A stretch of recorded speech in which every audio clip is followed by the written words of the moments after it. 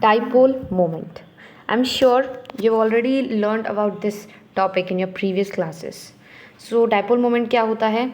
Dipole moment is a measure of polarity of a molecule. इसका simple सा formula क्या है? Mu equals to QR. Here Q stands for the charge and R stands for the distance. Okay, easy to understand. Let's move ahead. Mu is directly proportional to q, मतलब कि जो mu है वो directly proportional आपके charge के, directly proportional distance की. So when the dipole moment increases, charge will increase and it will decreases, radius और charge will also decrease. ऐसा यूनिट क्या होती है डाइपोल मोमेंट की? ये जो है आपकी कूलाम मीटर. और कूलाम मीटर क्या है? मतलब कि जो डाइपोल मोमेंट है वो आपका वेक्टर क्वांटिटी होता है. Okay, so it requires magnitude as well as the direction too. ठीक है ना. तो कूलाम मीटर क्या होगा इसकी? ऐसा यूनिट. और सीजीएस यूनिट क्या होती है? Debye. CGS unit is debye and one debye equals to 3.336 into 10⁻³ centimetres. 3.336 into 10⁻³ coulomb metres. ठीक है, ऐसा यूनिट क्या? Coulomb metre. आगे बढ़ते हैं हम. Determination of a dipole moment. Dipole moment can be experimentally determined by determining the molar polarization at different temperature using experimentally measured relative permittivity and the density at different temperature. Okay, मतलब कि आप experimentally भी dipole moment को determine कर सकते हैं. किस तरीके से? मोलर पोलराइजेशन से. मोलर पोलराइजेशन जो है वो हम आगे आपको बताएंगे. ठीक है. when the polar molecule is subjected to an electronegative, the positive and a negative charge distributed in molecule is distributed, which is known as a polarization. ये मैंने आपको पहले भी एक्सप्लेन किया. जब पॉजिटिव और नेगेटिव चार्ज डिस्टॉर्ट हो जाते हैं, या कह सकते हैं आपकी एक अपनी अपनी जगह पे आ जाते हैं, तो वो डिस्टॉर्शन जो है उसको पोलराइजेशन कहते हैं.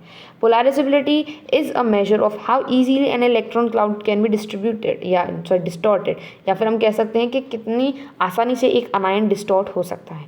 तो म्यू जो है वो म्यू डैश, सो अल्फा जो है वो म्यू डैश के अपॉन इलेक्ट्रिक फील्ड के बराबर होता है. ठीक है. अब आते हैं मोलर पोलराइजेशन. एक मोल ऑफ सब्सटेंस ने कितना पोलराइजेशन किया, उसको मोलर पोलराइजेशन कहते हैं.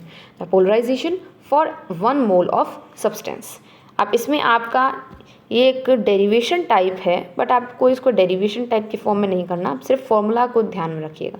अगर आपका आता भी है तो डायरेक्ट न्यूमेरिकल आएगा. ठीक है, नॉर्मल फॉर्मूले पे बेस्ड. सो क्या है इसमें?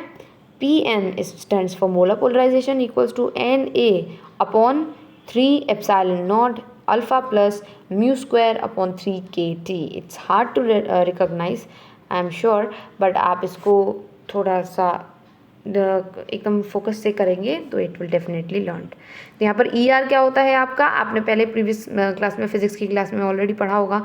E आपका क्या होता है? Epsilon upon epsilon not.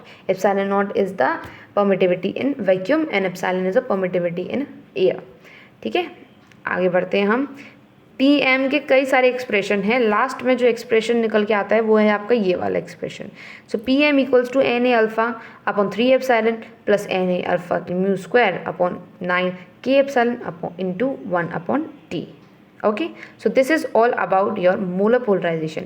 Nothing much important, बस इसका आप ये फॉर्मूला ध्यान में रखिएगा. ओके, नेक्स्ट आपका एक लास्ट टॉपिक जो है, या हम लास्ट टॉपिक पे मूव कर गए हैं, वो है एप्लीकेशन ऑफ डाइपोल मोमेंट. जो अब आपका जो PM है, that is the molar polarization, वो इंक्रीज करता है with the increase in 1/T. How? हमको यहाँ फॉर्मूले में दिख सकता है. जो है पोलराइजेशन वो डायरेक्टली प्रोपोर्शनल किसके? 1/T के. तो अगर 1/T के डायरेक्टली प्रोपोर्शनल है, तो अगर 1/T को T बना दो तो वो इन्वर्सली प्रोपोर्शनल हो जाएगा. तो PM जो है मोलर पोलराइजेशन वो इन्वर्सली प्रोपोर्शनल हो जाएगा T के. PM against the 1/T curve has a finite positive slope for the polar molecule. जैसे CCl4 है, उसका मोलर पोलराइजेशन जो है वो कांस्टेंट रहता है एट ऑल द टेम्परेचर. ऐसे मॉलिक्यूल्स को हम नॉन पोलर कहते हैं. ठीक है, जैसे कि आप यहाँ पर देख सकते हो PM और 1/T का ग्राफ. जैसे HCl क्या है? आपका पोलर मॉलिक्यूल है, तो उसका कुछ ग्राफ इस तरीके से बन रहा है. CCl4 अभी हमने पढ़ा नॉन पोलर मॉलिक्यूल है, तो नॉन पोलर होने की वजह से वो क्या है? ग्राफ उसका थोड़ा सा स्लैंटिंग हुआ. और CH3Cl भी नॉन पोलर की तरह बिहेव कर रहा है. Okay, now the PM does not depends upon the temperature for the non polar molecule. तो नॉन पोलर मॉलिक्यूल के लिए क्या होता है? मोलर पोलराइजेबिलिटी या molar polarization does not depends.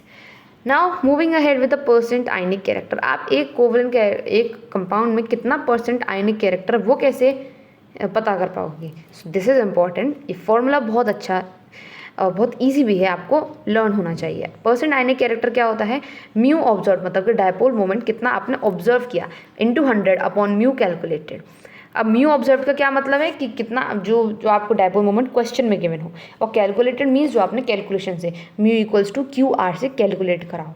तो इस फॉर्मूले को अगर आप पुट करेंगे तो आपको परसेंट आयनिक कैरेक्टर आराम से मिल जाएगा। ठीक है, mu observe into 100 upon mu calculated. Now the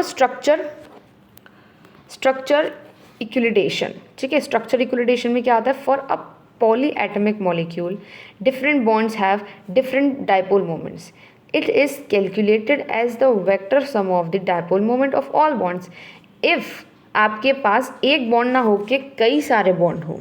for an example H2O ले लेते हैं, तो H2O, अब देखिए यहाँ पर दो बॉन्ड है, अब इन दोनों बॉन्ड में किसका कैलकुलेट करेंगे आप परसेंट आयनिक कैरेक्टर, ये तो सिर्फ दो ही हैं। अगर आपके पास आ जाते हैं फॉर एन एग्जाम्पल NH3, तो देखिए यहाँ पर तीन बॉन्ड आ गए ना, तीन बॉन्ड इस तरीके से।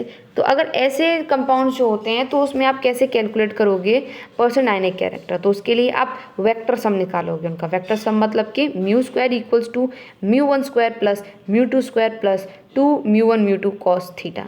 ओके, फ्रॉम हेयर आपको कॉस थीटा की वैल्यू आराम से पता लग जाएगी। तो इस तरीके से आप एक स्ट्रक्चर का आराम से डायपोल मोमेंट पता कर सकते हैं ना। एक बेसिक सी चीज़, जिसका आयनाइजेशन एनर्जी जो होगी लो होगी और हाई इलेक्ट्रोनेगेटिविटी होगी, तो वो क्या होगा, आयनिक कैरेक्टर शो करेगा। Okay, so this is all for today's video. अब हम नेक्स्ट वीडियो में नेक्स्ट यूनिट न्यू यूनिट लेके आएंगे। So thank you for watching this video.